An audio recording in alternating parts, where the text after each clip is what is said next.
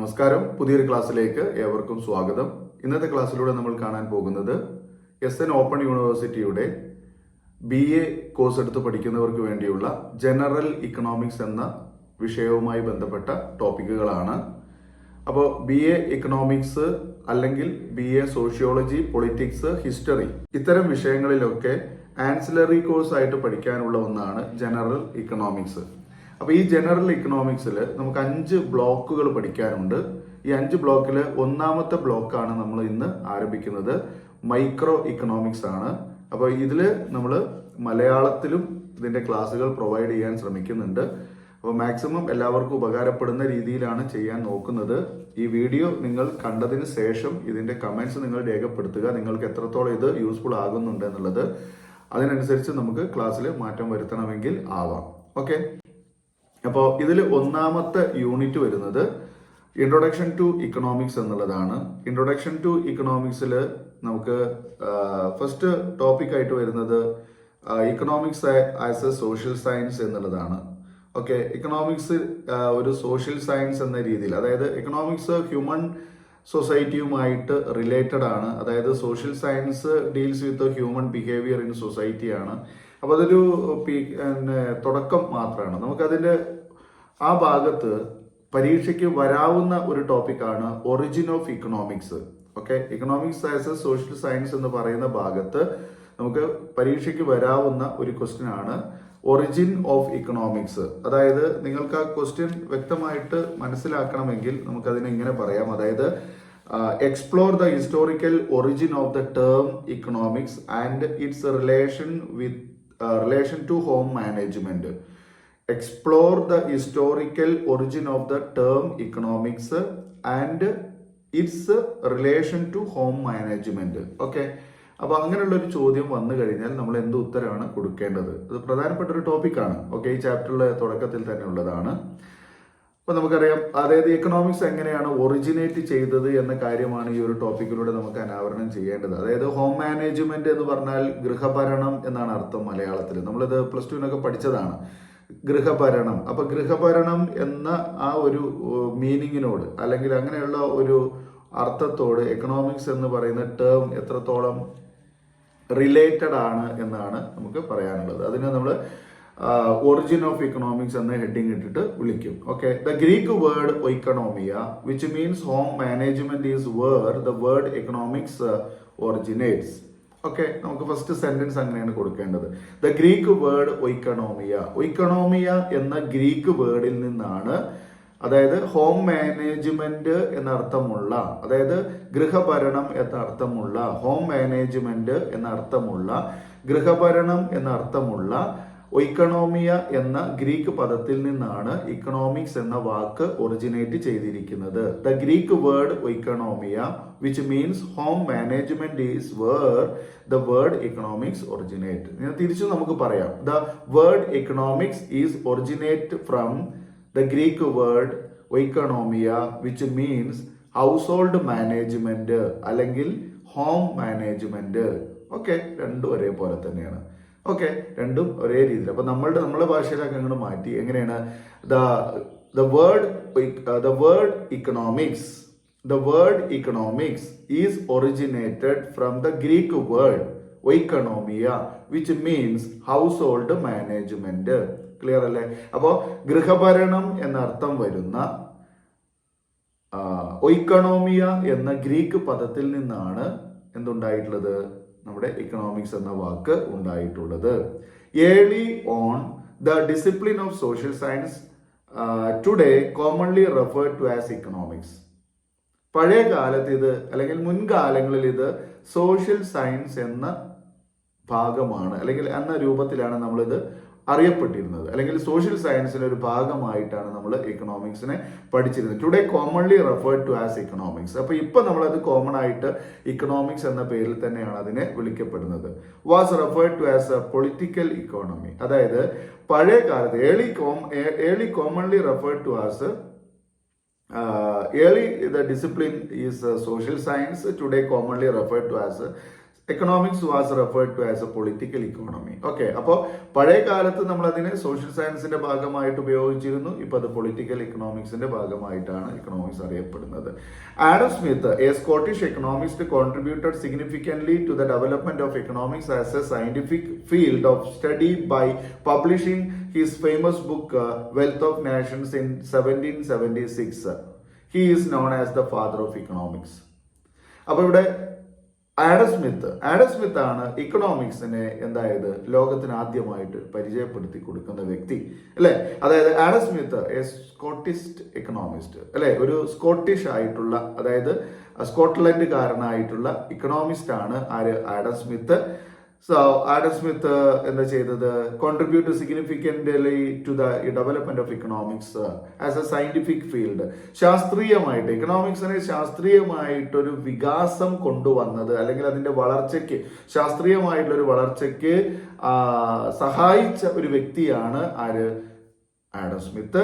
അതിനുവേണ്ടി അദ്ദേഹം ചെയ്ത ഒരു പബ്ലിഷിംഗ് ഉണ്ട്, അല്ലെങ്കിൽ ഒരു ബുക്ക് പബ്ലിഷ് ചെയ്തു. ആ ബുക്കിന്റെ പേര് the nature and causes of wealth of Nations എന്നാണ് നമ്മളെ ബുക്കിന്റെ മുഴുവൻ പേര്. The nature and causes of wealth of nation 1776 publish ചെയ്തിട്ടുള്ള 1776 പ്രസിദ്ധീകരിച്ച വെൽത്ത് ഓഫ് നേഷൻസ് എന്ന് നമ്മൾ ചുരുക്കി വിളിക്കുന്ന an enquiry into the nature and causes of wealth of nation എന്ന പുസ്തകം അദ്ദേഹം പ്രസിദ്ധീകരിച്ചു.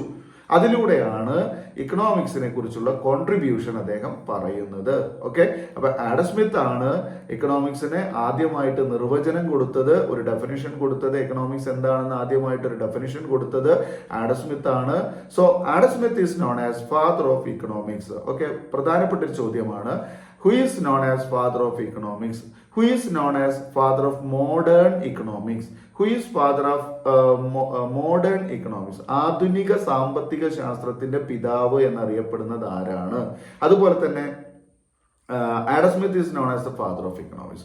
Who is known as father of economics? രണ്ടും തന്നെയാണ്. ഫാദർ ഓഫ് ഇക്കണോമിക്സ് എന്ന് ചോദിച്ചാലും അതുപോലെ തന്നെ മോഡേൺ ഇക്കണോമിക്സിന്റെ ഫാദർ ആരാണെന്ന് ചോദിച്ചാലും രണ്ടും ഒരേ ആൻസർ തന്നെയാണ്. ആരാണ്?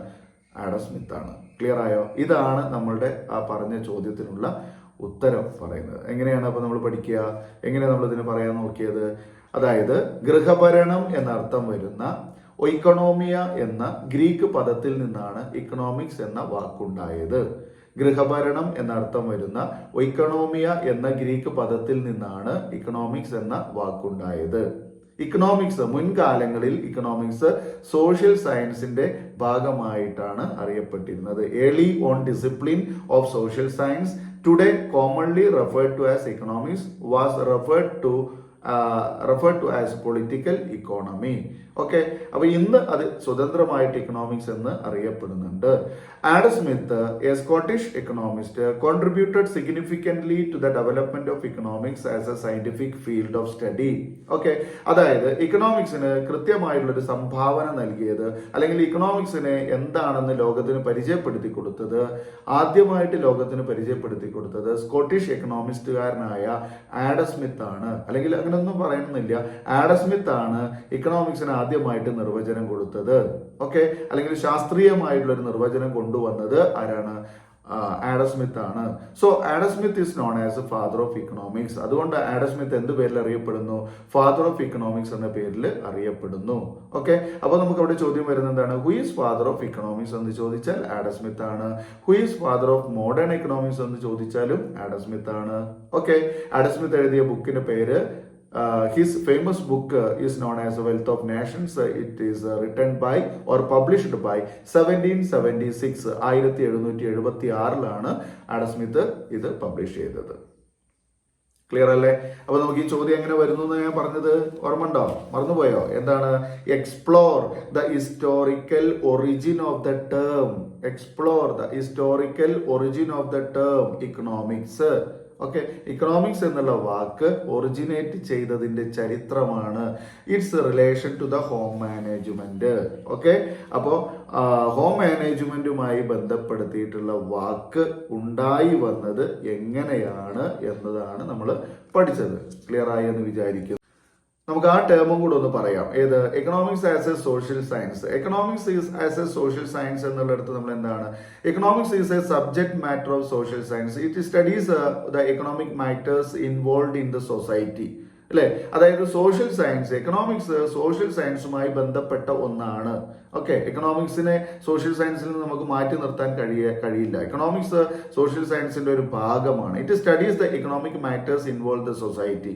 അതായത് സമൂഹത്തിൽ സോഷ്യൽ സയൻസുമായി ബന്ധപ്പെട്ട് സമൂഹത്തിലുള്ള സാമ്പത്തിക പ്രശ്നങ്ങളെ കുറിച്ച് അല്ലെങ്കിൽ സാമ്പത്തിക കാര്യങ്ങളെ കുറിച്ചാണ് എക്കണോമിക്സ് ഡിഫൈൻ ചെയ്യുന്നത്. Economics is a study how people choose to use their scarce resources in order to satisfy their unlimited wants. അല്ലെ? എക്കണോമിക്സ് ആദ്യം നോക്കി കാണുന്നത് സമൂഹത്തിലെ ജനങ്ങൾ അവരുടെ സ്കേഴ്സി റിസോഴ്സ് ഉപയോഗിച്ചുകൊണ്ട് അവരുടെ അൺലിമിറ്റഡ് വാണ്ട്സ് എങ്ങനെയാണ് ഉപയോഗിക്കുന്നത് എന്നതിനെ സംബന്ധിച്ചാണ്. ഓക്കെ, അപ്പൊ സോഷ്യൽ സയൻസ് എന്ന് പറഞ്ഞാൽ എന്താണ്? Social science is the science of society. Social science is the science of society and the relation among the human society, അല്ലെ? അപ്പോൾ സോഷ്യൽ സയൻസ് എന്ന് പറയുന്നത് ഹ്യൂമൻ സൊസൈറ്റിയുമായി ബന്ധപ്പെട്ട അല്ലെങ്കിൽ സൊസൈറ്റിയുമായി ബന്ധപ്പെട്ട ഒരു സയൻസ് ആണ്, ഒരു ശാസ്ത്രമാണ് എന്ത്? Social science. അതായത് മനുഷ്യനുമായി ബന്ധപ്പെട്ട അല്ലെങ്കിൽ സമൂഹവുമായി ബന്ധപ്പെട്ട ശാസ്ത്രശാഖയാണ് അല്ലെങ്കിൽ ശാസ്ത്രമാണ് എന്ത്? Social science. Social science deals with human behaviour in society. Social സയൻസിൽ പ്രധാനമായിട്ടും നമ്മൾ പഠിക്കുന്നത് എന്തിനെ കുറിച്ചാണ്? ഹ്യൂമൻ ബിഹേവിയർ ഓഫ് ദ സൊസൈറ്റിയെ കുറിച്ചാണ്. സമൂഹത്തിലുള്ള മനുഷ്യന്റെ സ്വഭാവം അല്ലെങ്കിൽ അവരുടെ പ്രവർത്തനങ്ങളെ കുറിച്ചാണ് നമ്മൾ സോഷ്യൽ സയൻസിൽ ഡിഫൈൻ ചെയ്യുന്നത്. The major subject matter of social science includes. അപ്പോൾ സോഷ്യൽ സയൻസിൽ പ്രധാനമായിട്ടും ഉൾപ്പെടുന്ന ഭാഗങ്ങൾ എന്തൊക്കെയാണ് അല്ലെങ്കിൽ സബ്ജക്ട് മാറ്റേഴ്സ് ഏതൊക്കെയാണ്? Political science, history, sociology, economics, psychology and ethics. ഇതൊക്കെ സോഷ്യൽ സയൻസിന്റെ ഭാഗമാണ്. ഓക്കെ, പൊളിറ്റിക്സ്, ഹിസ്റ്ററി, അതുപോലെ sociology, economics, psychology and ethics. Okay, ഇതെല്ലാം സോഷ്യൽ സയൻസിന്റെ എന്താണ്? സബ്ജക്ട് മാറ്റർ ആണ്. The subject matter, the major subject matters of social science includes politics, history, sociology, economics, psychology and ethics. Economics is notable subject under social science as it studies the human behavior of dealing with limited resources and unlimited wants. അതിൽ economics വളരെ notable ആയിട്ടുള്ള ഒരു subject ആണെന്ന് പറയുന്നു. എന്താ കാരണം? Economics is A notable subject because as it studies the human behavior of dealing with limited resources and unlimited wants. അതിൽ ആ എക്കണോമിക്സിൽ ഹ്യൂമൻ ബിഹേവിയറിന്റെ, അതായത് അവരുടെ വാണ്ട്സിനെ കുറിച്ചും അൺലിമിറ്റഡ് വാണ്ട്സിനെ കുറിച്ചും അവരുടെ ലിമിറ്റഡ് റിസോഴ്സസിനെ കുറിച്ചുമാണ് എക്കണോമിക്സിൽ ഡീൽ ചെയ്തിരിക്കുന്നത്. അതുകൊണ്ട് തന്നെ എക്കണോമിക്സ് എന്താണ്? എക്കണോമിക്സ് സോഷ്യൽ സയൻസിന്റെ ഒരു നോട്ടബിൾ സബ്ജക്റ്റ് ആണ്, ഏറ്റവും പ്രധാനപ്പെട്ട ഒരു സബ്ജക്റ്റ് ആയിട്ടാണ് കണക്കാക്കപ്പെടുന്നത്. പിന്നെ പോൾ എം സാമുവൽസന്റെ അഭിപ്രായത്തിൽ പറയുന്നത് economics is A queen of social science എന്നാണ്. എക്കണോമിക്സ് എന്താണ്? സയൻസിന്റെ, സോഷ്യൽ സയൻസിന്റെ ക്യൂൻ ആയിട്ടാണ് അറിയപ്പെടുന്നത്. ഓക്കെ, അപ്പൊ അത് economics as a social science എന്ന് പറയുന്ന ഭാഗത്ത് ജസ്റ്റ് ഒന്ന് നിങ്ങൾ മനസ്സിലാക്കി വെച്ചാൽ മതി.